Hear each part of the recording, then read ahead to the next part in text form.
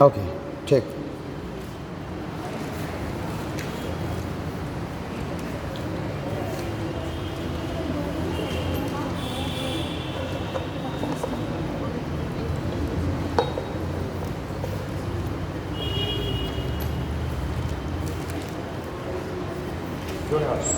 Last class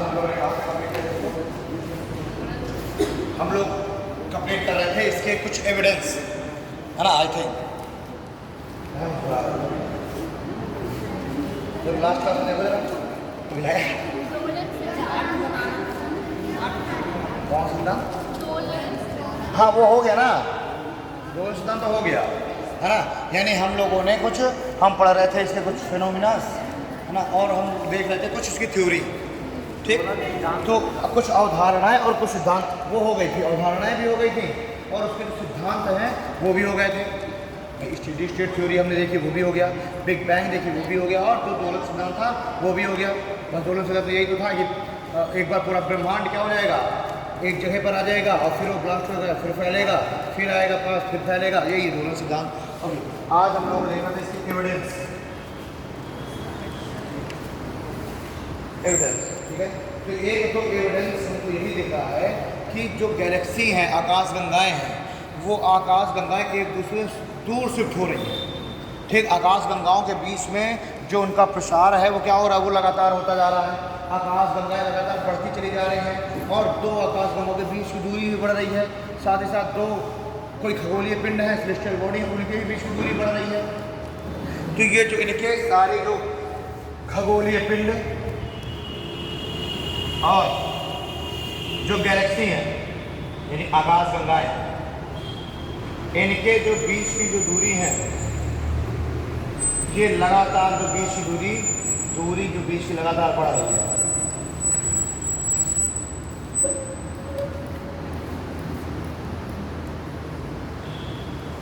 ये एक evidence तो ये हो गया, है ना। इससे पहुंचे कि आप ब्रह्मांड का विस्तार लगातार, क्योंकि लगातार जो गैलेक्सीज हैं वो एक दूसरे से दूर होती जा रही हैं और गैलेक्सी का लगातार विस्तार होता चला जा रहा है। एक पहला पॉइंट। दूसरा है एविडेंस में रेड शिफ्ट फिनोमेना।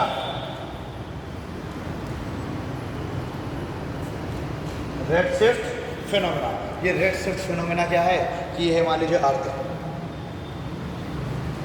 ठीक, और इधर है कोई एक ऑब्जेक्ट है, कोई एक पिंड है, ऑब्जेक्ट।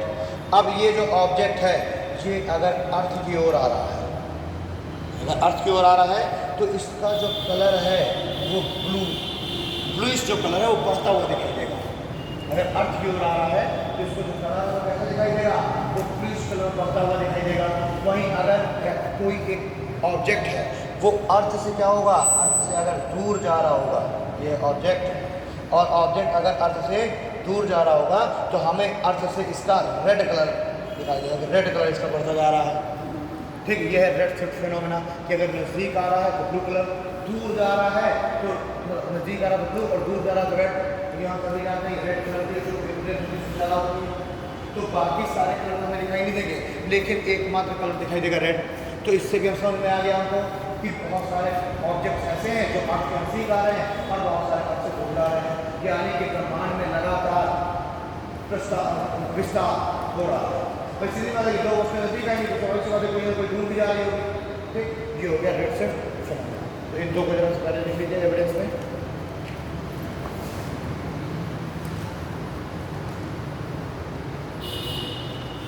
ठीक है, पहला तो लिख लो बस यही, ऐसे शॉर्ट में लिखिए, खगोलीय पिंडों एवं आकाशगंगाओं के बीच की बढ़ती हुई दूरी, खगोलीय पिंडों और आकाशगंगाओं के बीच की बढ़ती हुई दूरी एविडेंस। और दूसरा एविडेंस है रेड शिफ्ट फिनोमेना।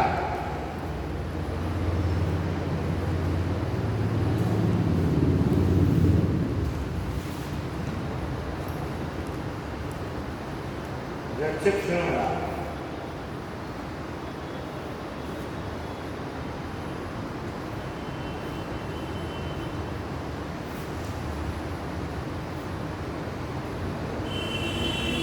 एक। और तीसरा इसमें एविडेंस है कॉस्मिक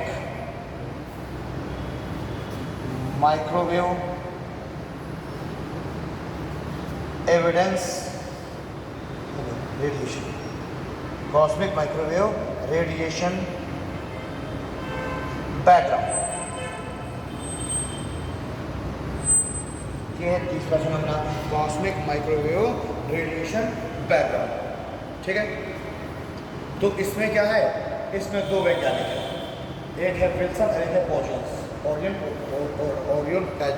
पोजियंस नाम है उनका, और दूसरे हैं रॉबर्ट विल्सन। ठीक, तो रॉबर्ट विल्सन और पोजियंस, इन दोनों ने बताया कि जिस समय बिग बैंग हुआ था, महाविस्फोट हुआ था, तो बहुत सारा प्रकाश भी मुक्त हुआ था और वो प्रकाश आज भी ब्रह्मांड में मौजूद है। ठीक, उसी प्रकाश को, वही जो पुराना प्रकाश है ब्रह्मांड के विस्फोट के समय जो प्रकाश उत्पन्न हुआ था, वही कहलाता है कॉस्मिक माइक्रोवेव रेडिएशन बैकग्राउंड। ठीक, तो तीसरा एड्रेस लो, cosmic microwave radiation background.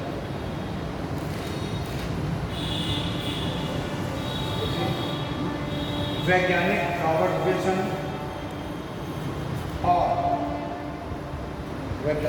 Wilson और ऑर्नोपोजियंस, ये ऑर्नोपोजियंस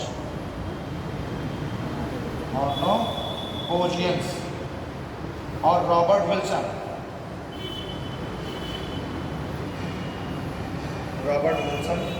ने बताया कि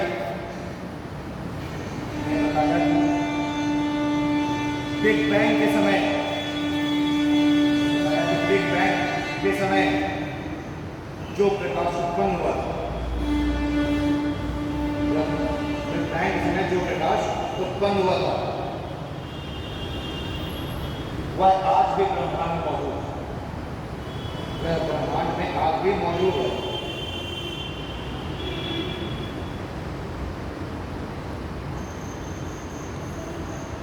वह ब्रह्मांड में आज भी मौजूद है। ठीक,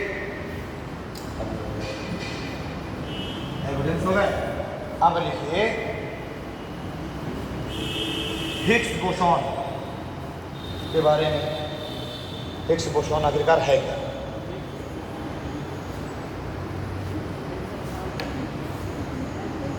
बात हो गई क्या?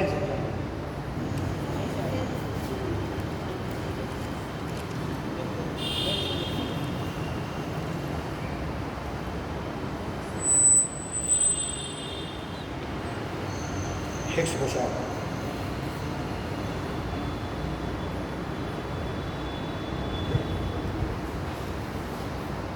दो वैज्ञानिक हैं, एक है पीटर हिग्स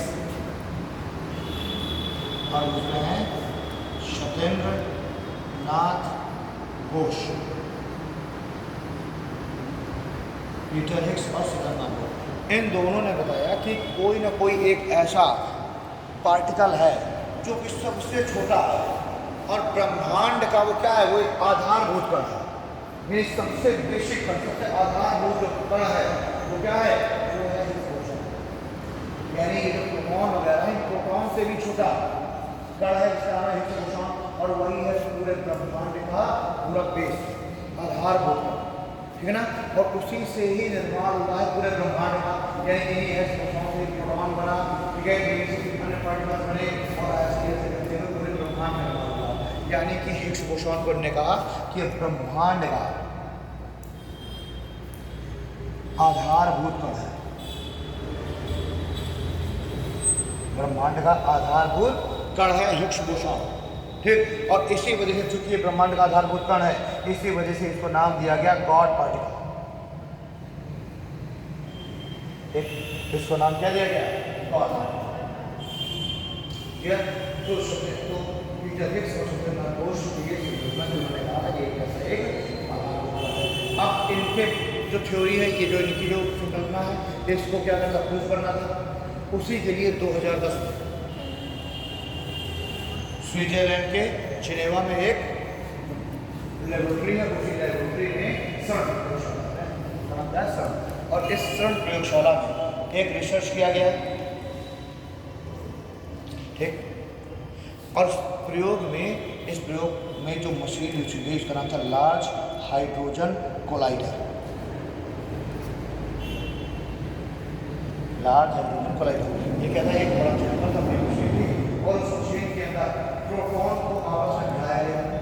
ठीक, और इसलिए ताकि प्रोटॉन टूट करके और छोटे टुकड़े हो जाए और हमको बेसिक न्यूट्रॉन मिल जाए। कौन सा, हिग्स बोसॉन। ठीक। तो 2010 में ये प्रयोग किया गया शर्ट प्रयोगशाला में, स्विट्जरलैंड के जिनेवा में, और ये सबसे बड़ी प्रयोगशाला है। ये सब ब्रह्मांड से संबंधित रिसर्च, क्लियर। तो ये जो है CERN प्रयोगशाला में लार्ज हाइड्रोजन कोलाइडर, ये जो मशीन है, इस मशीन में प्रोटॉन को भिड़ाया गया, और भिड़ाया गया और दिखा गया कि प्रोटॉन टूट करके और इस पार्टिकल बेसिक पार्टिकल पूरी तरीके से ये प्रयोग ना तो सफल हुआ और ना ये हुआ कि पूरी तरीके से असफल हो गया, ठीक है ना। काफ़ी सारी चीज़ें उसमें कंफर्म हुई हैं। हमें हिग्स बोसॉन तो नहीं मिला, लेकिन फिर भी प्रोटॉन छोटे टुकड़े में टूटा, लेकिन अभी वो और ज़्यादा छोटे में नहीं टूटा है, यानी कि हमें हिग्स बोसॉन प्राप्त नहीं हुआ। प्रोटॉन को हम तोड़ने में सफलता प्राप्त है, लेकिन अभी हिग्स बोसॉन हमें प्राप्त नहीं हुआ। लेकिन वैज्ञानिकों को एक उम्मीद की ग्रहण कर दी है कि अभी भी इसको क्या किया पावर द्वारा से और हिग्स बोसॉन में कन्वर्ट किया जाता है ना। तो ये हिग्स बोसॉन लिख लीजिए, और लिखिए पीटर हिग्स और सत्येंद्रनाथ बोस के द्वारा, पीटर हिग्स और सत्येंद्रनाथ बोस के द्वारा यह संकल्पना की गई थी। पीटर हिग्स और सत्येंद्रनाथ बोस के द्वारा यह संकल्पना की गई थी ब्रह्मांड का, यह संकल्पना की गई थी ब्रह्मांड का आधारभूत कण, मौलिक कण, ब्रह्मांड का आधारभूत कण हिग्स बोसॉन है, हिग्स बोसॉन है, और इसे ब्रह्मांड का आधारभूत कण हिग्स बोसॉन है, और इसे गॉड पार्टिकल का नाम दिया गया, और इसे गॉड पार्टिकल का नाम दिया गया, और इसे गॉड पार्टिकल का नाम दिया गया। नेक्स्ट पॉइंट आ देखिए, स्विट्जरलैंड के जिनेवा में, स्विट्जरलैंड के जिनेवा में गॉड पार्टिकल की खोज के लिए, स्विट्जरलैंड के जिनेवा में गॉड पार्टिकल की खोज के लिए CERN प्रयोगशाला,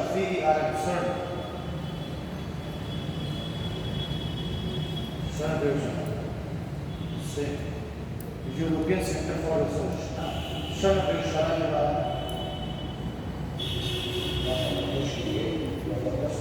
CERN प्रयोगशाला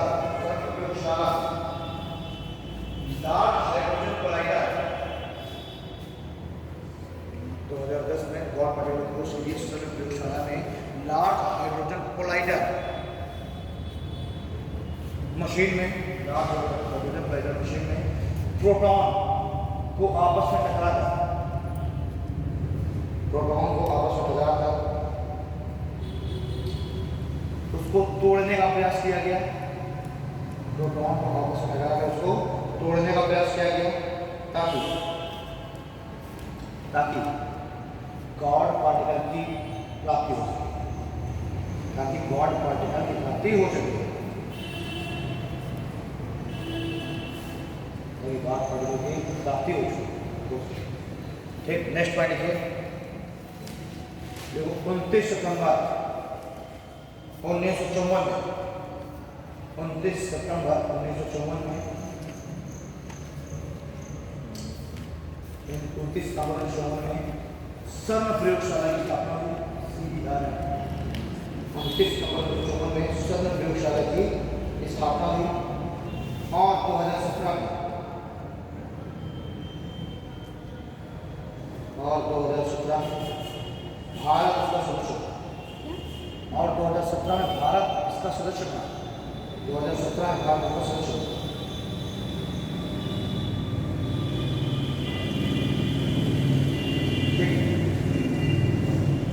अब आकाश टाइप ऑफ गैलेक्सीज,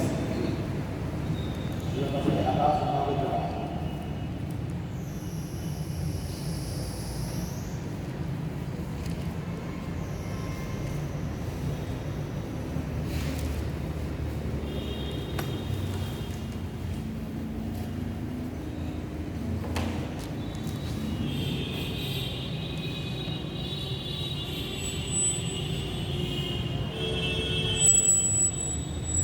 अब जब हम गैलेक्सीज के टाइप देखेंगे तो यहाँ पर 3 तरह की गैलेक्सी, यानी 3 तरह की गैलेक्सी होती है। एक होती है spiral shape Galaxy, spiral shape Galaxy, ठीक है, तो हो गया। एक है स्पाइरल शेप गैलेक्सी। दूसरी गैलेक्सी कौन सी है? हाँ, दूसरी है दीर्घवृत्ताकार गैलेक्सी, ठीक, इलिप्टिकल शेप। और तीसरी है अनशेप्ड गैलेक्सी, अनशेप्ड, ठीक, यानी जिसका कोई आकार, निर्धारित आकार नहीं है। एक तो हो गई स्पाइरल शेप, स्पाइरल शेप को हम क्या बोलेंगे हिंदी में? चक्रीय आकार, सर्पिलाकार, है ना। एक तो हो गई सर्पिलाकार यानी स्पाइरल शेप, दूसरी हो गई दीर्घवृत्ताकार, ठीक, इलिप्टिकल शेप, और तीसरी अनशेप। तो इसका भी क्लियर है कि स्पाइरल शेप में होगी, और इसका भी क्लियर है कि दीर्घवृत्ताकार होगी गैलेक्सी। लेकिन अनशेप्ड जो गैलेक्सी होती है उसका कोई शेप निर्धारित नहीं है, किसी भी तरीके, किसी भी शेप की हो सकती है, ठीक है जी। अब ऑल द मोस्ट जो गैलेक्सियाँ हैं, यानी मैं कहूँ कि लगभग 84% जो गैलेक्सियाँ हैं वो किस शेप की हैं? स्पाइरल शेप की, ठीक है। 17 1 18 84 नहीं, लगभग 82, ठीक। 17% जो गैलेक्सियाँ हैं वो हैं लगभग दीर्घवृत्ताकार, और 1 से 2% गैलेक्सियाँ ही केवल हैं अनशेप्ड। ये ऑलमोस्ट जो गैलेक्सियाँ हैं वो है स्पाइरल शेप में, 17% है अनशेप्ड, और मात्र 1 से 2% है अनशेप्ड। क्लियर? अपनी जो गैलेक्सी है मिल्की वे, वो किसका हिस्सा है?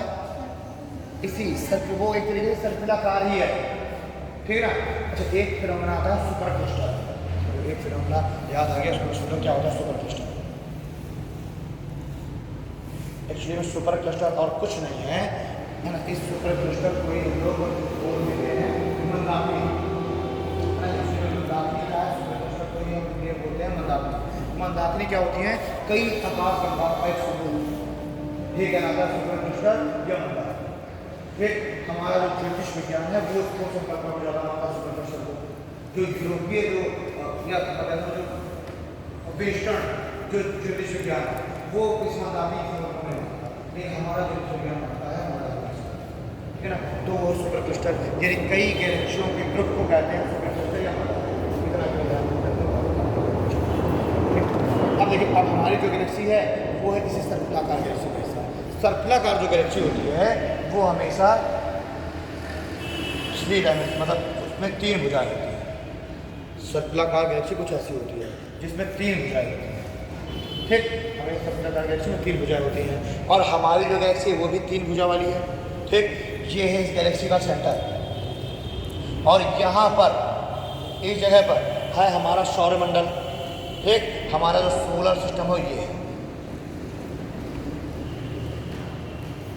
तो यहाँ पर सन है, ठीक है, मरकरी हो गया, वेनस हो गया, अर्थ हो गया, मार्स हो गया, फिर यहाँ की एस्ट्रॉयड बेल्ट हो गई, फिर जुपिटर हो गया, सैटर्न हो गया, यूरेनस हो गया, नेपच्यून हो गया, क्यूपर बेल्ट हो गई, ठीक। इसलिए मैं प्लूटो को भी लिख ही लेते हैं, है ना। क्यूपर बेल्ट हो गई, और फिर यहाँ बाद में देखेंगे ऑर्ट क्लाउड होता है, ऑर्ट क्लाउड। तो इस तरीके से हमारा सोलर सिस्टम मैंने बहुत ज़्यादा कला किया, पूरे में समझ लिया, इतने में ही है मान के चलो, ठीक है। क्योंकि हमारी जो गैलेक्सी है उसमें भी बहुत सारे तारामंडल, जैसे कि तारामंडल अपना एक तारामंडल है सोलर सिस्टम, वैसे अपनी गैलेक्सी में भी बहुत सारे तारामंडल है, और अपनी गैलेक्सी में अभी तक 88 तारामंडलों की पहचान हो चुकी है। लेकिन ये सोलर सिस्टम की पहचान हो चुकी है, हमारे सोलर सिस्टम के अलावा भी एक 88 और सोलर सिस्टम, लेकिन बस यहीं तक नहीं, अभी और भी सोलर सिस्टम खोज की जा रही है, सिर्फ अभी अपनी गैलेक्सी में, और ऐसे हमारे गैलेक्सी की तरह ही अरबों गैलेक्सी, ठीक। अभी तो हम अपनी गैलेक्सी को नहीं जानते, केवल अभी तक हमें 88 तारामंडल मिले, ठीक। अभी तो हमें और तारामंडल अपनी गैलेक्सी में मिलेंगे, वही खोज चल, उसके बाद में दूसरी गैलेक्सी पे जाएंगे, वहाँ भी ऐसी सैकड़ों तारामंडल होंगे, है ना। तो करोड़ों गैलेक्सियाँ हैं, उनके करोड़ों तारामंडल, ठीक। ओके, तो अब देखो ये है इस गैलेक्सी का सेंटर, और ये है हमारा सन। अब देखो ये जो सन है इसकी इस गैलेक्सी से जो दूरी है वो दूरी समझो कितनी है? ये दूरी है 27,000 प्रकाश वर्ष, 27,000 प्रकाश वर्ष। यानी अपना जो सन है वो गैलेक्सी के सेंटर से कितना दूर है, 27,000। यानी कि अगर किरण चलनी चालू हो, वेव है ना, प्रकाश चलना चालू हो 3 लाख किलोमीटर सेकेंड वाली रफ्तार से, तो भी क्या करेगा, उसको 27,000 साल लग जाएंगे गैलेक्सी के केंद्र तक। तो सोचो कि अपनी गैलेक्सी कितनी बड़ी है, ठीक है।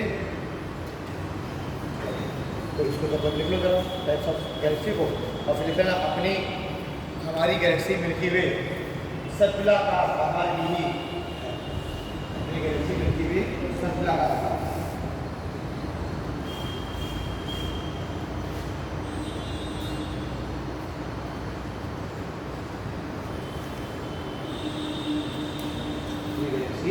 मिल्की वे दुग्ध मेघला सर्पिलाकार आकार की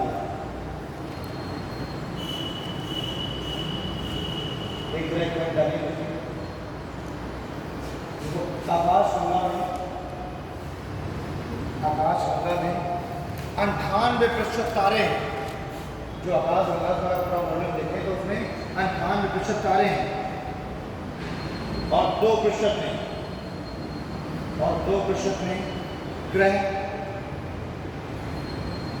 उपग्रह, गैस एवं धूल। आकाश गंगा में 98% तारे हैं और 2% में गैस, धूल, ग्रह और उपग्रह आदि। ठीक है, नेक्स्ट पर लिखिए, सूर्य आकाश गंगा के केंद्र से, सूर्य आकाश गंगा के केंद्र से 27,000 प्रकाश वर्ष की दूरी पर है। सूर्य आकाश गंगा के केंद्र से 27,000 प्रकाश वर्ष की दूरी पर है।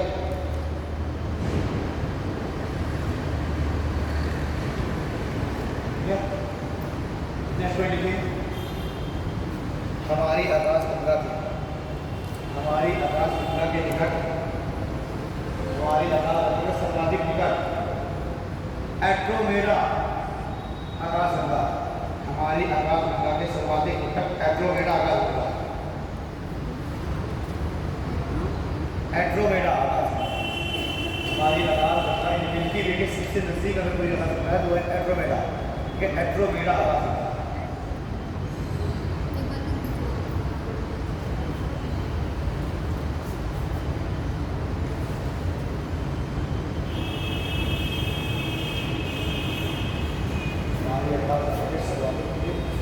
एंड्रोमेडा का अगले है नेबुला, अगला है नेबुला। नेबुला नेबुला ना लिख लेना,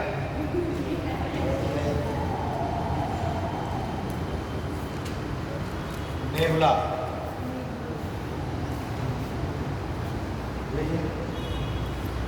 यह अत्यधिक प्रकाशमान, यह अत्यधिक प्रकाशमान आकाशीय पिंड है, यह अत्यधिक प्रकाशमान आकाशीय पिंड है जो गैस, धूल कण आदि से मिलकर बने होते हैं। ये अत्यधिक प्रकाशमान आकाशीय पिंड है जो गैस एवं धूल कण आदि से बने होते हैं।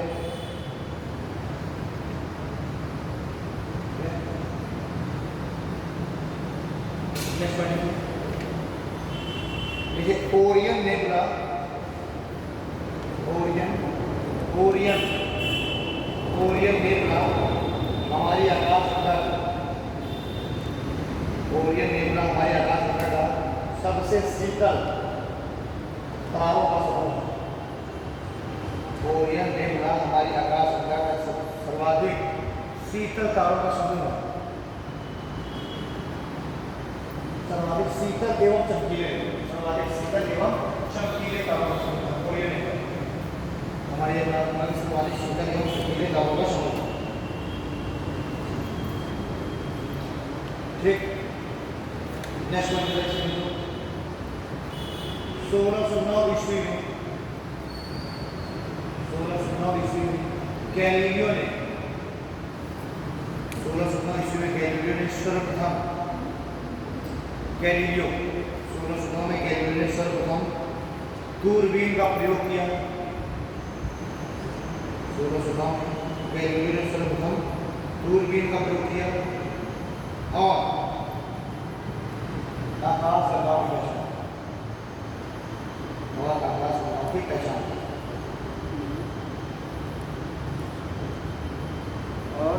और आकाश गंगाओं की पहचान, ठीक है ना। दो चीजें से इनको आगे वीडियो नहीं दूरबीन को स्टार्ट किया और उसने ही आकाश गंगाओं को देखा और आगे पता चलता है। अब आप टॉपिक डालिए जरा स्टार हो गया स्टार, अगला टॉपिक स्टार। अब भाई अब देखो हमने गैलेक्सी पढ़ ली, अब अपने सौरमंडल की ओर चले ना। अल्टीमेटली तो हमको अपने सौरमंडल की ओर ही चलना है ना। तो अब हम अपने सौरमंडल की ओर चल रहे हैं। सौरमंडल की ओर चलने के लिए हम सबसे पहले पढ़ेंगे सन, और सन पढ़ने के लिए हमें पता है सन क्या है, सन एक है स्टार। तो इसलिए हमें सबसे पहले हमें स्टारों के बारे में पढ़ना क्या है स्टार्स।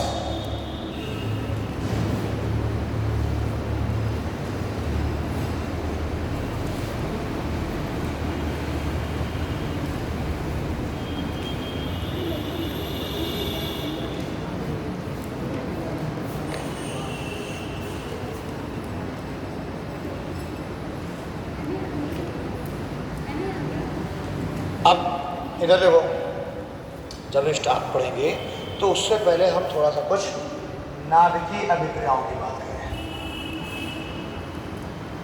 स्टार पढ़ने से पहले थोड़ी सी हम बात करते हैं नाभिकीय अभिक्रियाओं की। नाभिकीय अभिक्रिया कितने तरीके की होती है?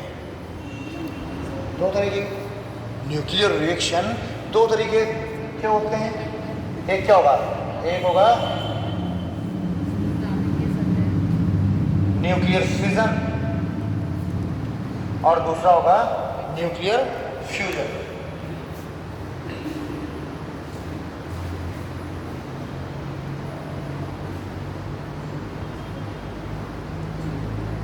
न्यूक्लियर फ्यूजन यानी ये है नाभिकीय विखंडन और ये है नाभिकीय संलयन। अब एक बार बताओ, नाभिकीय विखंडन का प्रयोग हम कहाँ करते हैं? Atom bomb. एटम बॉम्ब के निर्माण में हम लोग प्रयोग करते हैं नाभिकीय विखंडन का। यानी परमाणु बम कौन से रिएक्शन से काम कर रहा है? न्यूक्लियर फ्यूजन से, ठीक ना।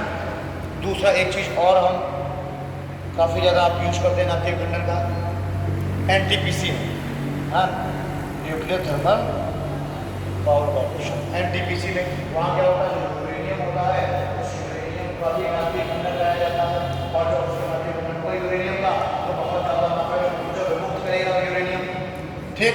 तो एनटीपीसी, ठीक, जहाँ इलेक्ट्रिसिटी जनरेट हम कर रहे हैं यूरेनियम के द्वारा वहाँ, और एटम बॉम्ब, इन दो जगह पर हम प्रयोग करते हैं नाभिकीय विखंडन का, ठीक। रही बात नाभिकीय संलयन। नाभिकीय संलयन का प्रयोग कहाँ करेंगे? हाइड्रोजन बॉम्ब, ठीक, हाइड्रोजन बॉम्ब। इसीलिए तो हाइड्रोजन बॉम्ब को ज़्यादा घातक माना जाता है एटम बॉम्ब से। क्यों? क्योंकि यहाँ पर होगा नाभिकीय संलयन, यानी हाइड्रोजन मिलता जाए और हाई टेम्परेचर में हाइड्रोजन कन्वर्ट हो जाए हीलियम में, और इस परिवर्तन से क्या होता जाएगा? ऊर्जा मिल जाएगी। तो अगर मान लीजिए हाइड्रोजन बॉम्ब का अगर हमने प्रयोग किया तो एटमॉस्फेयर में हम जानते हैं कि हाइड्रोजन भी मौजूद है और हीलियम भी है, या मैं कह रहा हूँ हाइड्रोजन है। तो हमने बॉम्ब का प्रयोग किया, अब वो क्या करेगा? उसने हाइड्रोजन को किसमें कन्वर्ट करना चालू करेगा? हीलियम में। तो ये जो ये क्या हो रहा है? ये अनकंट्रोल्ड रिएक्शन हो जाएगी। ये क्या हो रही है? अनकंट्रोल्ड रिएक्शन, क्योंकि एटमॉस्फेयर में हाइड्रोजन मिलता जाएगा और वो हाइड्रोजन को हीलियम कन्वर्ट करता जाएगा और ब्लास्ट होते चले जाएंगे ज़्यादा। तो ये क्या हो गया? ये अनकंट्रोल्ड रिएक्शन हो जाएगी, इसलिए ज़्यादा घातक है। और नॉर्थ कोरिया ने इसका प्रयोग किया था हाइड्रोजन बम का, और उस दिन से अमेरिका के सरेंडर है। अब नॉर्थ कोरिया के बारे में बोलता है? नहीं बोलता, क्योंकि वो जो वहाँ का डिक्टेटर है किम जोंग उन, वो केवल इतना कर कहता है कि वो हमारे पास बॉम्ब रखा है हाइड्रोजन, उसको नहीं का प्रयोग करें, ठीक। और उसने ये भी बता दिया कि इंटर कॉन्टिनेंटल बैलिस्टिक मिसाइल्स हमारे पास, इंटर कॉन्टिनेंटल, यानी हम यहाँ से बैठे बैठे हम अमेरिका में ब्लास्ट कर सकते हैं। तो तुरंत अमेरिका के राष्ट्रपति कहना था बदतमीजी न करना, बिल्कुल प्रयोग न कर लेना, तो भी जानता है कि उसको पास खोने के लिए कुछ नहीं। तो क्या करेगा? वो एक बार ब्लास्ट कर देगा, और हाइड्रोजन का प्रयोग कर ही चुका है ऑलरेडी, ठीक। तो सब जान रहे हैं कि यार ये कभी ब्लास्ट कर सकता है, तो वो जो है सरेंडर रहता है हमेशा। तो जो अमेरिका का राष्ट्रपति जाकर के गोवा में उसके साथ बैठ के मीटिंग कराया, दोबारा सिंगापुर में मीटिंग कराया, है ना, मतलब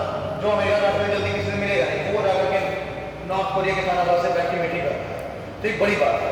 और स्विफ्टर करेगा यही कि किस दिन उसको मुंह सुना गया हो, कैसे क्लाउड ट्राई करके देखें कैसा चल रहा है, ठीक। और दूसरा चीज हमको ये नेविगेशन लेंस कहाँ मिलेगा? स्टार में।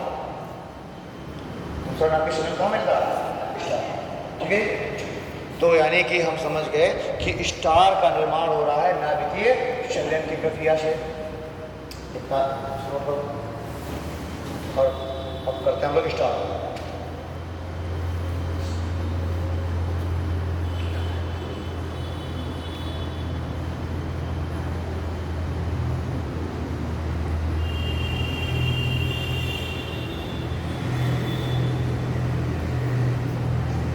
स्टार, ठीक है, न्यूक्लियर रिएक्शन है। अब आते हैं हम लोग स्टार।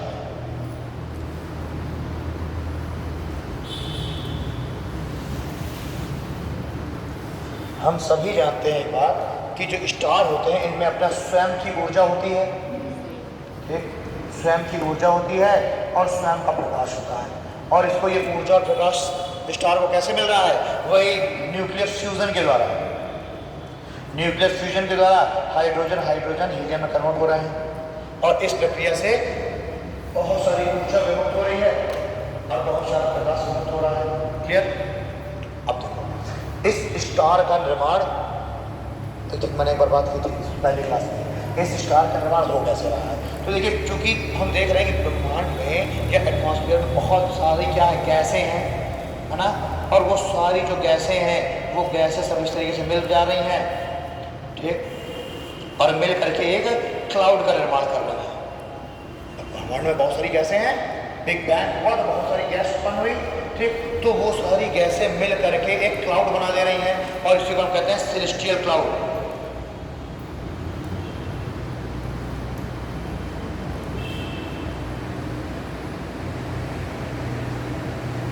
ठीक है ना, इसी को हम ओट क्लाउड भी बोल देते हैं, सेलेस्टियल क्लाउड भी बोल देते हैं, ठीक है ना। अब ये जो क्लाउड है, यही क्लाउड धीरे धीरे ये जो गैसें हैं ये और ज़्यादा नज़दीक आनी चालू हुई और इनकी डेंसिटी बढ़नी चालू हुई, ठीक। और जब ये और ज़्यादा डेंसिटी बढ़नी चालू हुई तो ये एक स्टार में कन्वर्ट हो गए। ऐसे बनाते थे स्टार, ऐसे,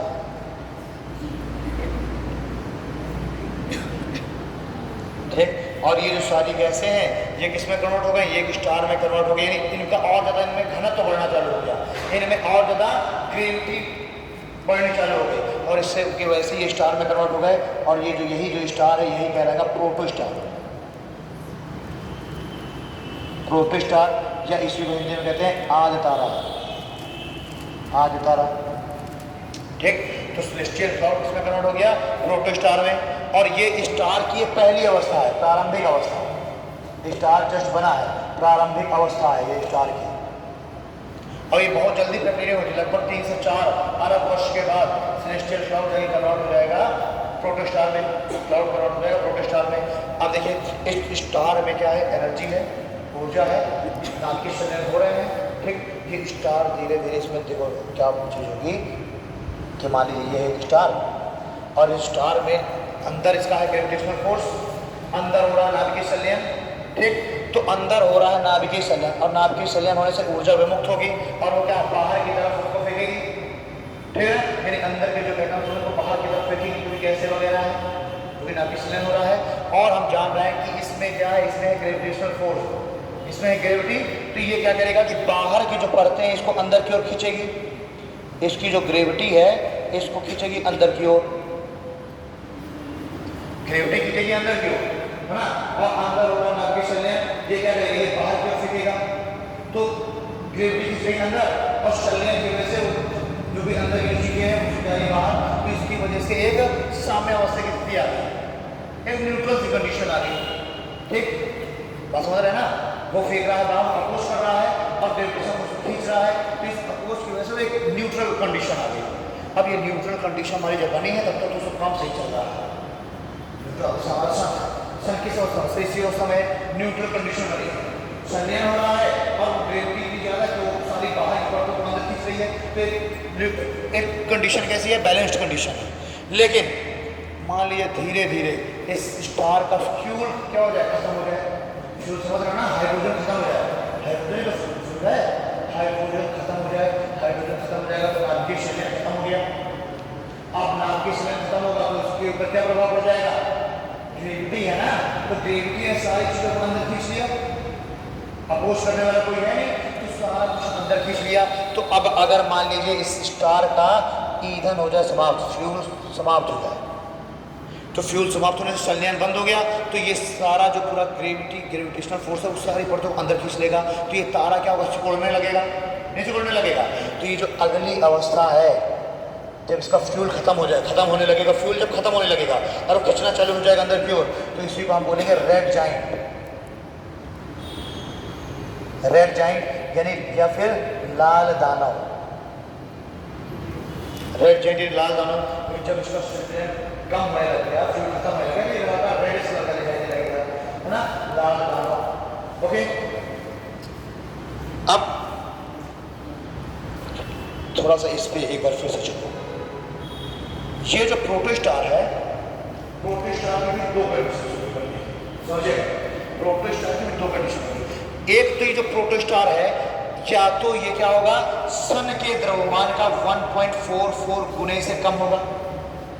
एक प्रोटोस्टार ऐसा भी होगा जो कि सन के द्रव्यमान का 1.44 गुने से क्या हो, कम हो, सन के मास का 1.44 से कम हो। तो मैं कह रहा हूँ एक ये स्टार है जिसका द्रव्यमान क्या है, 1.44 m से, ये m का इसका मतलब है कि सन का द्रव्यमान, यहाँ जो भी हम लिखेंगे उस सन के रिस्पेक्ट में लिखेंगे।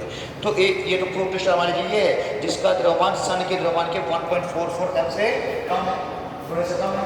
और दूसरा प्रोटोस्टार ऐसा भी बनेगा जिसका द्रव्यमान सन के द्रव्यमान के 1.44 गुना से, अबे रुक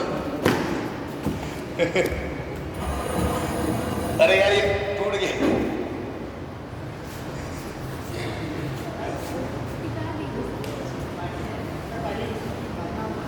अब बात हो यार उसको, अरे जो है थोड़ा बहुत बात हो यार उसका, तुम कैसे कर, तुम पकड़ के खा ले रहा हूँ पशु ना।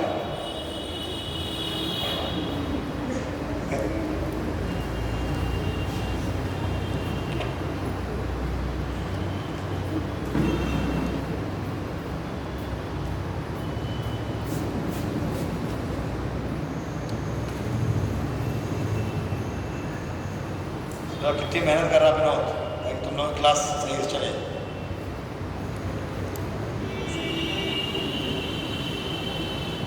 और अच्छा लगता है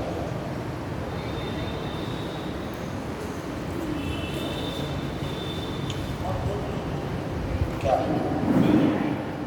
रुक जाओ जरा ये देख लें। हाँ परफेक्ट, ये पहले से ज़्यादा सही है ना, पहले ज़्यादा डेटा हुआ था, अब सही है। ओके थैंक यू, आइए ठीक है जी। तो एक या तो स्टार ऐसा होगा जो कि सन के द्रव्यमान के 1.44 गुने से ज़्यादा होगा, है ना, ये भी प्रोटोस्टार ही बना, लेकिन बस क्या है, ये द्रव्यमान में ज़्यादा है ना। इसमें भी सेम यही चीज़ हुई, फ्यूल इसका भी एंड हुआ, सेम चीज़ यही होगी, तो ग्रेविटी ने इसको भी अंदर की ओर सिकोड़ लिया। अब ये भी क्या बनेगा, ये भी बनेगा रेड जॉइंट, बट इसका नाम रख देंगे हम सुपर रेड जॉइंट, क्योंकि तो बड़ा है ना, बड़ा है तो हमने क्या कह दिया, हमने सुपर रेड जॉइंट, इसका नाम रख दिया रेड जॉइंट, ये सुपर रेड जॉइंट। ठीक, अब ये जो रेड जॉइंट है, धीरे धीरे क्या हो रहा है, ग्रेविटेशनल फोर्स को खींचता जा रहा है, समझिए, संलयन धीरे धीरे संलयन कम होता जा रहा है, तो ग्रेविटेशनल फोर्स को सारे क्या कर रहे हैं, और अंदर की ओर खींचा जाएगा, है ना, और अंदर की ओर खींचते खींचते इसका जो घनत्व है वो घनत्व बढ़ रहा है, ग्रेविटी के बाहर बढ़ो अंदर की धीरे धीरे डेंसिटी तो बढ़ रही है, डेंसिटी बढ़ती जा रही है, बढ़ती जा रही है डेंसिटी, और एक समय ऐसा है डेंसिटी इतनी ज़्यादा बढ़ जाएगी उसमें ब्लास्ट हो जाएगा, ठीक है ना। तो एक कंडीशन ऐसी आएगी कि रेड जॉइंट में हो गया ब्लास्ट, और जैसे ही ब्लास्ट हुआ तो उसको हम कह देंगे नोवा। एक ब्लास्ट हुआ ना तो बहुत तेज चमक उत्पन्न हुई और ये अलग बहुत छोटे छोटे टुकड़ों में बढ़ गया, फिर इसको हमने कहा नोवा, यानी बहुत तेज चमक उत्पन्न हुई, नोवा। और जब सुपर रेड जॉइंट में जब ब्लास्ट होगा तो ये क्या हो जाएगा, सुपरनोवा, ठीक, ये हो जाएगा सुपरनोवा, हो गया red giant nova, super red giant supernova. Okay, अब ये जो नोवा है, ये जो इसके अलग अलग जो पार्ट्स हैं,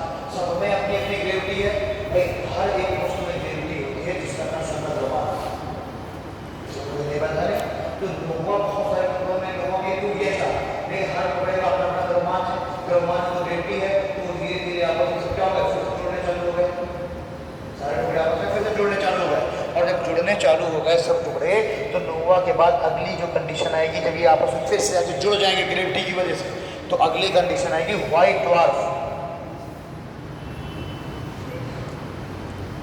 व्हाइट ड्वार्फ यानी श्वेत वामन। ठीक, और जो सुपरनोवा है, सुपरनोवा भी सेम वही चीज होगी, सुपरनोवा भी आपस में जुड़ी तो इसकी भी दो कंडीशन होंगी।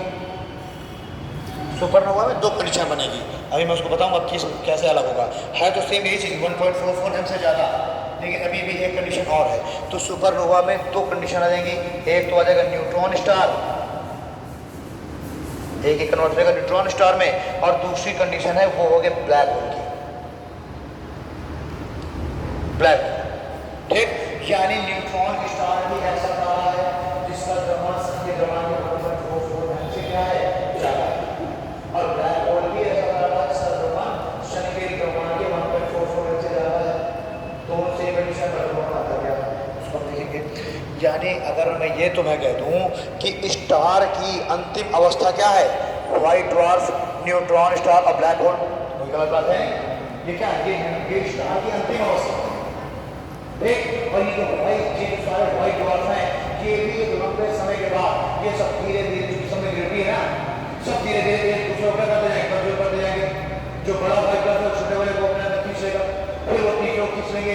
ऐसे जो व्हाइट ड्वार्फ है ये भी कुछ समय के बाद, इसमें कुछ समय का मतलब है तो 4 से 5 साल ना, ये भी क्या होगा, व्हाइट ड्वार्फ भी कहाँ हो जाएंगे, ब्लैक होल। न्यूट्रॉन स्टार भी धीरे धीरे एक दूसरे को खींचते जाएंगे अपने अंदर, और ये भी किसका कन्वर्ट हो जाएंगे, ब्लैक होल। यानी सारे एक स्टार के अंदर बहुत सारे हो जाएंगे ब्लैक होल। लेकिन ब्लैक होल से पहुंचने से पहले भी जो स्टार छोटा है द्रव्यमान में, व्हाइट ड्वार्फ, थोड़ा द्रव्यमान में ज्यादा न्यूट्रॉन स्टार, और जो ज्यादा बड़ा है वो ब्लैक होल है ना। यानी कि आप ये समझ सकते हैं कि जो ब्लैक होल है उसका जो ग्रेविटेशनल फोर्स है वो क्या होगा, सबसे ज्यादा होगा। ब्लैक होल का ग्रेविटेशनल फोर्स सबसे ज्यादा होगा, और ब्लैक होल का ग्रेविटेशनल फोर्स इतना ज्यादा होगा कि वो किसी भी वस्तु को, यहाँ तक कि प्रकाश को भी अपने से होकर के गुजरने नहीं देगा। यानी अगर प्रकाश की किरण भी से पड़ेगी तो उसको अंदर खींच लेगा, तुरंत उसको रिफ्लेक्ट नहीं होने देगा। तब अभी 2019 में ऐसे एक ब्लैक होल खोज हुई है, और हाँ एक कंडीशन आई, देखो पृथ्वी खत्म होनी है ना, खत्म होगी, ठीक है, लेकिन अभी उसमें करोड़ों साल हो जाएंगे, अरबों साल हो जाएंगे।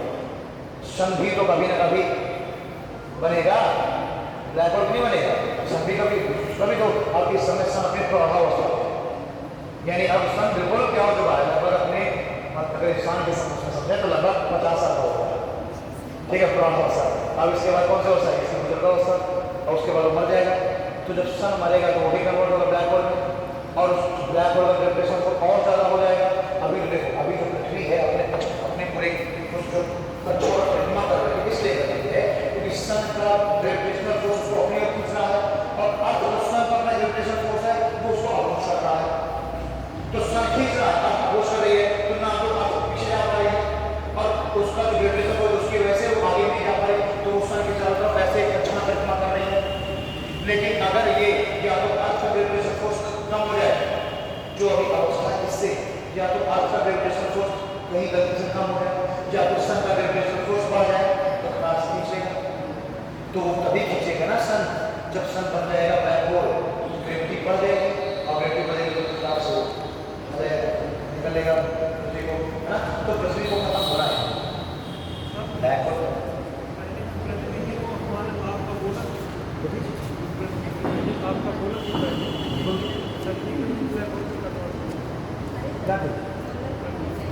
वो दोनों कंडीशन रहती है, जो स्टार है वही होंगे ब्लैक होल, जो ग्रह बनेंगे ग्रह ब्लैक होल में कन्वर्ट नहीं होंगे, ग्रह ब्लैक होल नहीं होंगे।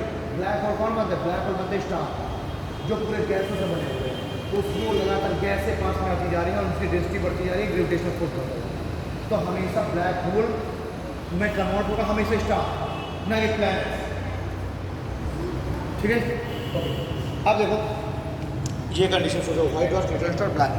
अब ये भी कैसे अलग अलग किया गया, तो एक वैज्ञानिक है जिनका नाम था सुब्रमण्यम चंद्रशेखर, ठीक है ना, सुब्रमण्यम चंद्रशेखर।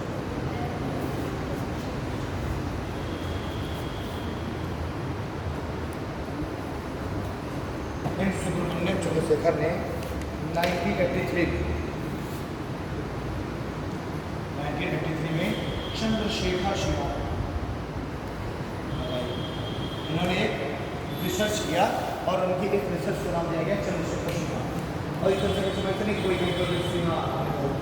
चंद्रशेखर शिवा ये है, इन्होंने यही बताया है कि कब कोई स्टार व्हाइट डॉट बनेगा, कब कोई स्टार न्यूट्रॉन बनेगा, कब कोई स्टार ब्लैक होल बनेगा 1983 में। और 1983 का जो नोबेल प्राइज़ है वो भी इनको इसी खोज के लिए मिला है, नोबेल प्राइज़ सुब्रमण्यम चंद्रशेखर को। इन्होंने चंद्रशेखर को जो निर्धारण किया ये है क्या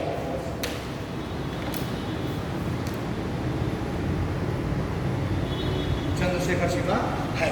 तो इन्होंने बताया कि जब किसी स्टार का द्रव्यमान सन के द्रव्यमान के 1.44 गुने से कम हो तो वो किसमें कन्वर्ट हो जाएगा, वो कन्वर्ट होगा व्हाइट डॉट में। जब 1.44 एम से क्या हो, कम हो, व्हाइट डॉट में। दूसरा चीज उन्होंने कहा जब किसी स्टार का द्रव्यमान, उसके अंतिम अवसर, जब किसी स्टार का द्रव्यमान 1.44 एम से लेकर के 3 एम के बीच हो, यानी सन के द्रव्यमान के 1.44 गुने से लेकर 3 गुने के बीच हो, तो ऐसा स्टार बनेगा न्यूट्रॉन स्टार। ठीक, और जब किसी स्टार का द्रव्यमान सन के द्रव्यमान के 3 गुने से अधिक हो तो ऐसा स्टार बनेगा ब्लैक। ओके, इसलिए मैंने यहाँ पर इन दोनों को एक साथ लिख दिया, कभी 1.44 एम से ज़्यादा, ठीक, लेकिन ये अंतर है, अगर 3 एम से ज़्यादा तो ब्लैक होल, अगर 3 से और एक ये है।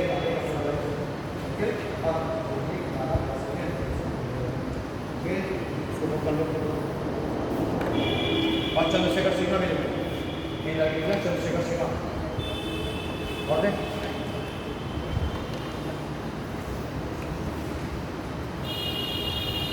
ये सुनना स्टार हाइड्रोजन, फिर लिखेगा लाइफ साइकिल ऑफ स्टार, तारे का जीवन चक्र, और ये पूरा बनाएगा।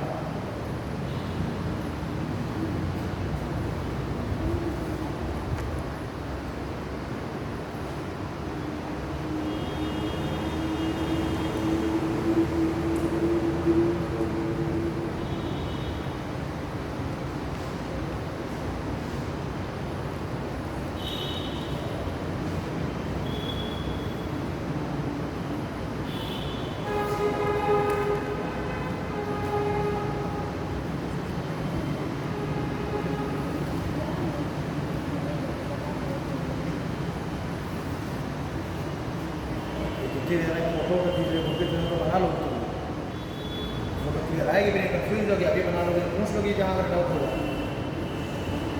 ठीक है ना। और फिर एनर्जी और चंद्रशेखर शिवा बोले देखिए सुब्रमण्यम चंद्रशेखर के द्वारा 1983 सुब्रमण्यम चंद्रशेखर के द्वारा 1983 में चंद्रशेखर शिवा का निर्धारण किया गया। सुब्रमण्यम चंद्रशेखर के द्वारा 1983 में चंद्रशेखर शिवा का निर्धारण किया गया और इस खोज के लिए इन्हें 1983 का नोबेल प्राइज मिला। और इस खोज के लिए इन्हें 1983 का नोबेल प्राइज मिला।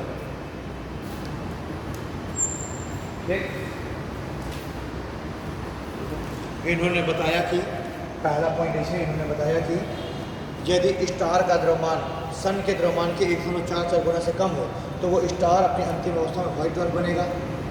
ठीक, दूसरा पॉइंट, यदि स्टार का द्रव्यमान सन के द्रव्यमान के 1.44 गुने से 3 गुने के बीच हो तो वो न्यूट्रॉन स्टार बनेगा।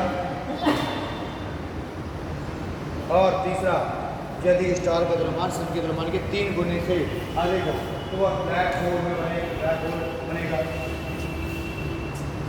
वो ब्लैक होल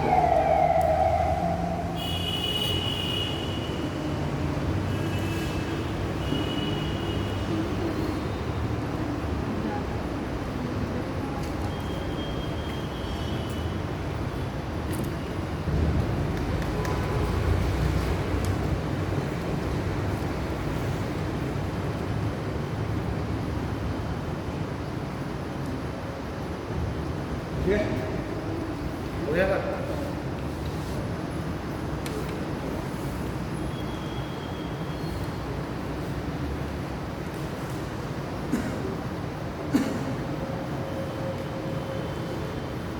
चलो से बस भी आप समझ गए ना, तारे की अंतिम अवसर समझ गए, यही उन्होंने तारे के अंतिम अवसर के बारे में बात की। और वही 1.44 उन्होंने कोई सम्मान लिया था। ठीक है,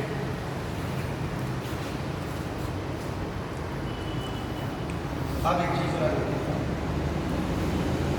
बस एक न्यूट्रॉन स्टार बनाना और ये समझना है कौन सा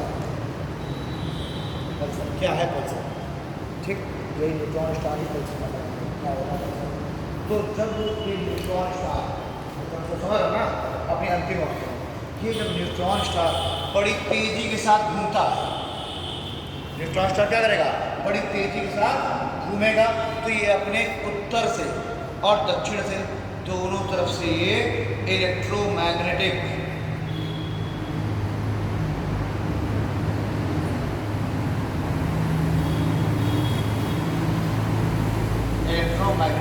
रेडिएशन उत्पन्न करेगा।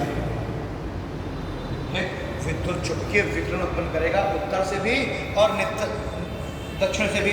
ठीक, इस तरीके से फ्लेयर्स उत्पन्न करेगा, खूब सारे विकिरण उत्पन्न करेगा ऐसे।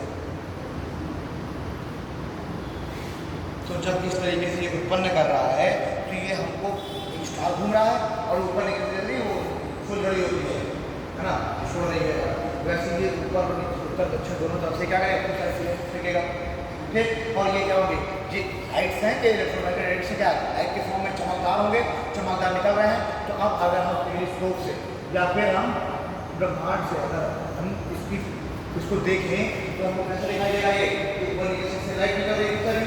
ठीक, एक बिल्कुल एक पिलर के फॉर्म में हमको दिखाई देगा, ऊंचा से पिलर के फॉर्म में दिखाई देगा। और इसीलिए हम इसको पल्सर को हम कहते हैं लाइट हाउस ऑफ यूनिवर्स।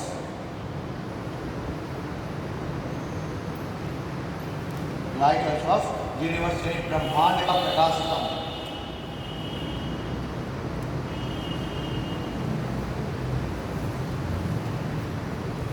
ब्रह्मांड का क्या है,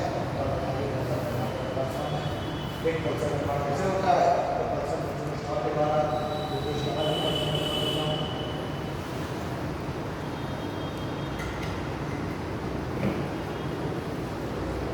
हो गया। पल्सर आपने लिख लिया, ठीक है। तो इसमें बस इंपॉर्टेंट चीज़ क्या है, लाइट हाउस ऑफ यूनिवर्स, ब्रह्मांड का प्रकाश। ओके, अब अगला थोड़ा सा लिख लेते हैं ब्लैक होल के बारे में। ब्लैक होल क्या है, यही ले लीजिए ब्लैक होल, पल्सर आपने ले लिया। अब अगला लिखिए ब्लैक होल। देखिए ये है ब्लैक होल, ये ऐसे खगोलीय पिंड, ये ऐसे खगोलीय पिंड हैं जिनमें, ये ऐसे खगोलीय पिंड हैं जिनमें अनंत गुरुत्वाकर्षण, ये ऐसे खगोलीय पिंड हैं जिनमें अनंत गुरुत्वाकर्षण और अनंत घनत्व होता है। ये ऐसे खगोलीय पिंड हैं जिनमें अनंत गुरुत्वाकर्षण और अनंत घनत्व होता है, जिससे होकर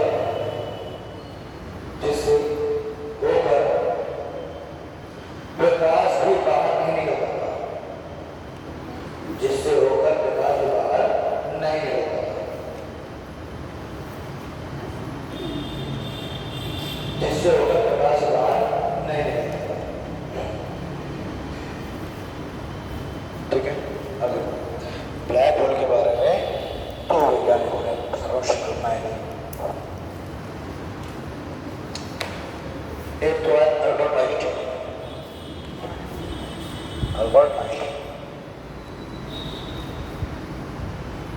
अल्बर्ट आइंस्टीन ने एक सिद्धांत दिया सापेक्षता का सिद्धांत।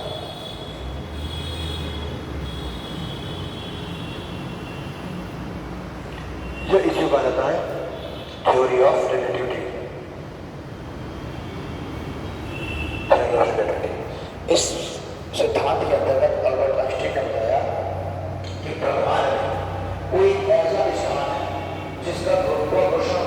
अत्यधिक है, बहुत अधिक गुरुत्वाकर्षण बल है, और इस गुरुत्वाकर्षण बल की वजह से कोई भी वस्तु या यहाँ तक कि कोई भी प्रकाश उससे रिफ्लेक्ट होकर वापस नहीं आता। ठीक, तो इन्होंने ये नहीं बताया कि ये ब्लैक होल है। इन्होंने क्या कहा? इन्होंने कहा कि ब्रह्मांड में कोई ऐसा स्थान है, इन्होंने स्थान बताया कि ब्रह्मांड में कुछ ऐसा स्थान भी है। इन्होंने टेलीस्कोप वगैरह से देखा होगा क्या लाइट जाते हैं तो मैंने ऐसा कल्पना दे दी कि कुछ एक ऐसा स्थान है जहाँ पर लाइट क्या होता है। तो अपने इसी थ्योरी ऑफ रिलेटिविटी के अंतर्गत ही इन्होंने 1916 का है, इन्होंने बताया कि एक ऐसा स्थान है ब्रह्मांड के अंदर जहाँ से होकर के लाइट भी वापस नहीं आती है, अर्थात उसका ग्रेविटेशनल फोर्स अत्यधिक है, ये इन्होंने बता दिया। अब उसके बाद आए अगले वैज्ञानिक जॉन व्हीलर।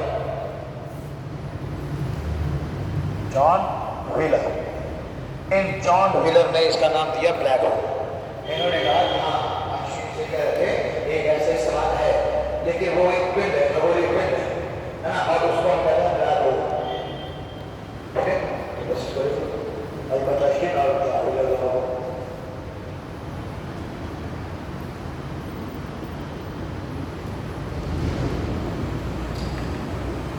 अल्बर्ट आइंस्टाइन ने अपने थ्योरी ऑफ रिलेटिविटी में बताया कि ब्रह्मांड में ऐसे स्थान है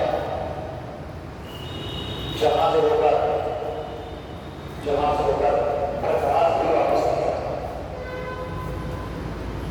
एक ऐसा स्थान है जहां से होकर प्रकाश भी वापस नहीं आता। ठीक, सेकेंड पॉइंट लिखना।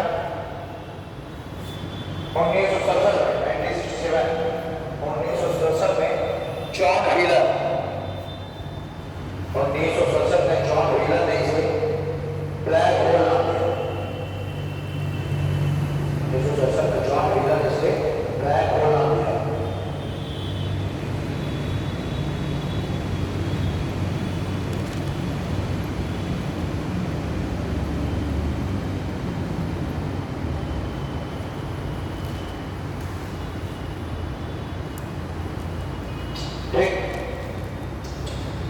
ब्लैक होल हो गया। आप लिखो जरा इवेंट हॉरिजन। इवेंट हॉरिजन क्या होगा?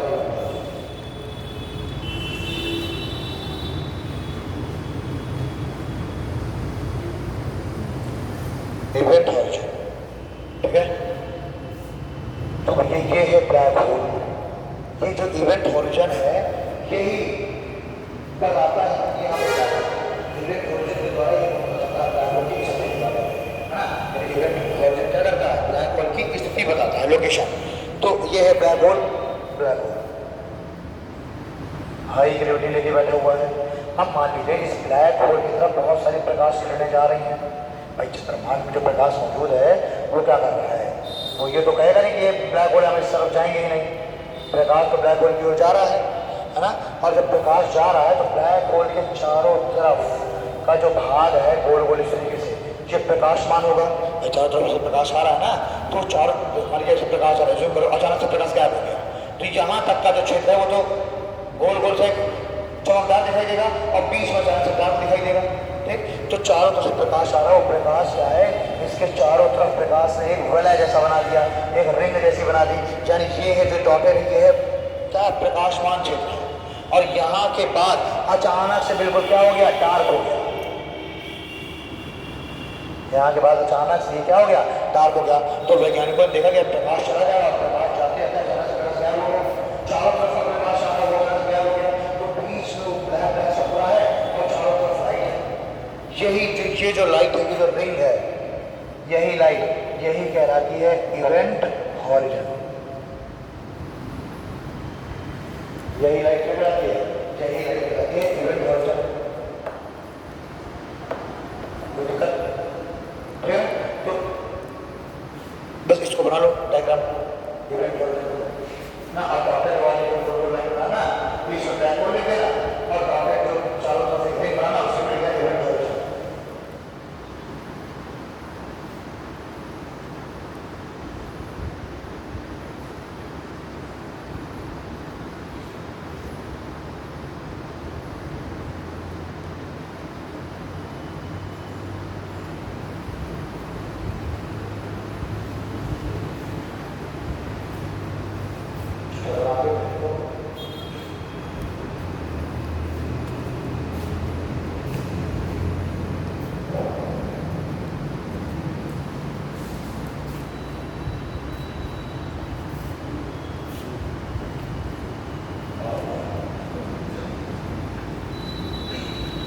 समझा रही है दिक्कत बनाना था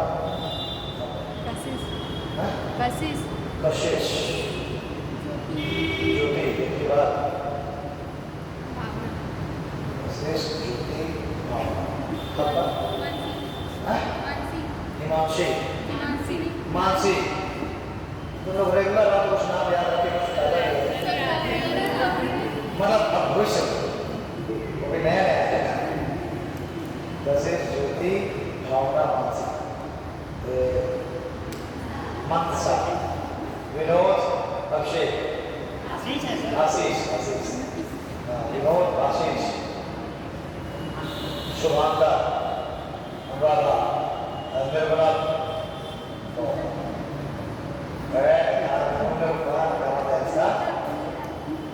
पुनीता पुनीता आपका वीरेंद्र रमेश रमेश वीरेंद्र सुरेंद्र आपका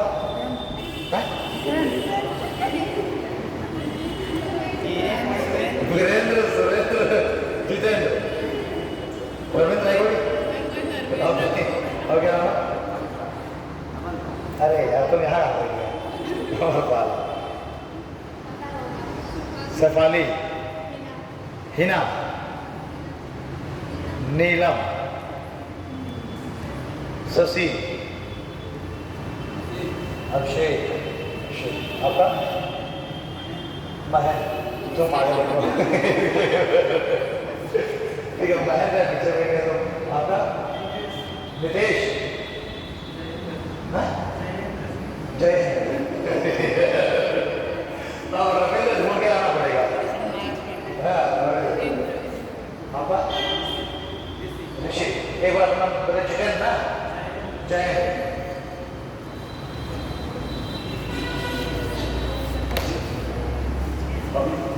तो इवेंट ऑर्डर हो गया एक बता सही इवेंट ऑर्डर की सीमा के पश्चात इवेंट ऑर्डर की सीमा के पश्चात प्रकाश भी वापस नहीं आता इवेंट ऑर्डर की सीमा के पश्चात प्रकाश भी वापस नहीं आता जिससे हमें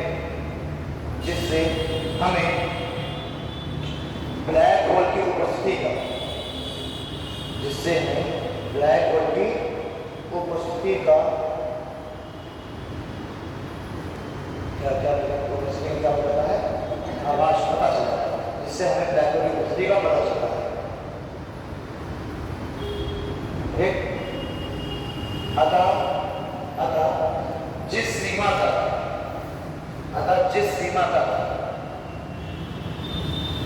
चीजें दिखाई देती हैं और जिस सीमा तक चीजें दिखाई देती हैं तो सीमा को ही इवेंट हॉरिजॉन कहते हैं तो सीमा को ही इवेंट हॉरिजॉन कहते हैं इवेंट हॉरिजॉन कहते हैं ठीक है ना नेक्स्ट पॉइंट इसमें लिखिए सीमा दिखाई देती है हाँ जिस सीमा तक वस्तुएं दिखाई देती है तो सीमा को ही इवेंट हॉरिजॉन कहते हैं ठीक है ना नेक्स्ट पॉइंट लिखिए अप्रैल 2019 में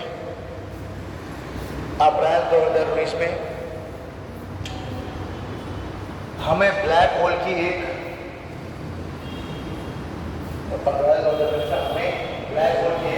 पिक्चर प्राप्त हुई अप्रैल 2019 में हमें ब्लैक होल की एक तस्वीर प्राप्त हुई जिसे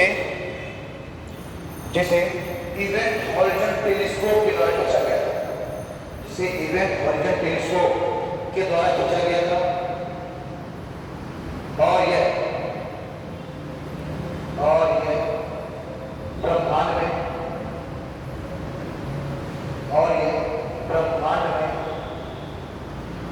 M87 नामक स्थान पर स्थित M87 और ये ब्रह्मांड में M87 नामक स्थान पर स्थित क्या हमने क्या किया इवेंट हॉरिजॉन टेलीस्कोप है उस टेलीस्कोप से हमने पिक्चर खींची किसी ब्लैक होल की तो ब्लैक होल तो पिक्चर में नहीं है लेकिन गोल गोल क्या गया है एक पूरा गोल गोल प्रकाश आ गया विंग आ गई गोल गोल वो जो है जो टेलीस्कोप जिससे हमने पिक्चर खींची उसका नाम है इवेंट होराइजन टेलीस्कोप, है ना।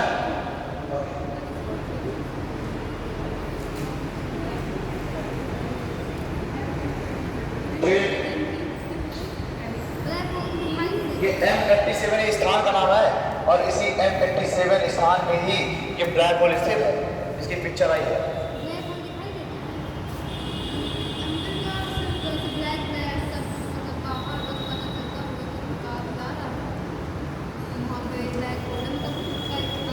तो ये बताओ मुझे पूछ रहे मुझे बता रहे कौन से ये बता रहा था हंसे में प्रकाश जाएगा और सब बीच में ब्लैक ब्लैक हो जाएगा पूरा, ऐसे ही तो होगा और नहीं तो क्या होगा भैया। जब एक बार बताओ तुमको बिल्कुल इतना डार्क कर दिया जाए और फिर तुमको कमरे में अंधेरे कमरे में खड़ा कर दिया जाए तो मैं तुमको देख पाऊंगा क्या? नहीं देख पाऊंगा। एक तो तुम ब्लैक, तो जो थोड़ा बहुत तो कुछ एरिया भी आएगा उसको भी तो अवशोषित कर लोगी, तो ब्लैक कलर तो अवशोषित करता है ना प्रकाश को, ऊर्जा को। तो एक तो तुम ब्लैक, तो तुमने ब्लैक कलर को अवशोषित कर लिया और दूसरी कमरा भी डार्क है बिल्कुल, तो और बिल्कुल नहीं तुम देख रही। तो तुम क्यों मुझे नहीं दिख रही? क्योंकि तुम कोई भी प्रकाश का रिफ्लेक्शन ही नहीं तुमसे निकल रहा है, तो मैं तुमको नहीं दिख पा रहा। यही सेम चीज ब्लैक होल करता है ना। ब्लैक होल क्या करेगा? ब्लैक होल की ग्रेविटेशनल फोर्स इतनी ज्यादा है कि पूरे प्रकाश को अंदर खींच लेगा। अब जब प्रकाश रिफ्लेक्ट होकर आएगा ही नहीं तो दिखाई कैसे देगा वो वस्तु? ठीक, तो हम सिर्फ एक अनुमान हमने लगाया कि ब्लैक, अब ब्लैक होल का कुछ साइज हमें नहीं पता कि ब्लैक होल गोल है कि लंबा है ना, कि जो है किस आकार का है, हमें कुछ नहीं पता, ठीक है ना। अब हम स्टार की भी डिजाइन ऐसे से बनाते हैं, स्टार की डिजाइन तो ऐसे थोड़ा होता है स्टार जो हम बना रहे हैं स्टार, तो हम ऐसे बना रहे हैं स्टार, हमने उसको दे दिया आइडेंटिटी। तो ब्लैक होल की कोई जब आज तक फोटो ही नहीं खींच पाई तो कैसे पता चलेगा भाई? फोटो खींचने के लिए भी तो प्रकाश रिफ्लेक्ट हो जाएगा तभी तो फोटो खींचेगी, तो फोटो कैसे खींच जाएगी? जब प्रकाश रिफ्लेक्ट होकर के आएगा तब फोटो कैप्चर होगा। तो इवेंट होराइजन टेलीस्कोप में फोटो खींची, लेकिन क्या है कि वो जो फोटो में ऐसे ही फोटो आई, चारों तरफ गोल गोल से एक रिंग बनी हुई है प्रकाश की चमकदार और बीच में बिल्कुल डार्क है। तो हमने कह दिया कि भाई ऐसा जादू तो है नहीं कि प्रकाश अपने आप गायब हो जाएगा, प्रकाश इसमें पड़ रहा है लेकिन वो अंदर से रिफ्लेक्ट नहीं हो पा रहा, इसलिए रिंग केवल एक दिखी। तो हमने अनुमान लगा लिया कि यही है इवेंट होराइजन और इसके अंदर क्या ब्लैक होल है। ये ब्लैक होल है जहाँ से प्रकाश वापस नहीं आ रहा, ठीक है। यहाँ तक कुछ समझा? एक क्लास अभी और इसमें भी स्टार की हमें सारी लेयर्स पढ़नी है ना। क्या एक काम करते हैं, तो ऐसी हो गई तो टाइम ऐसी हो गई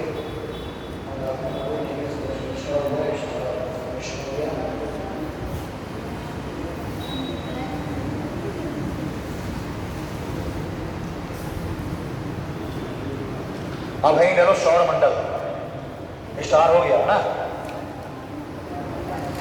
सौर मंडल, सौर मंडल है सूरज का।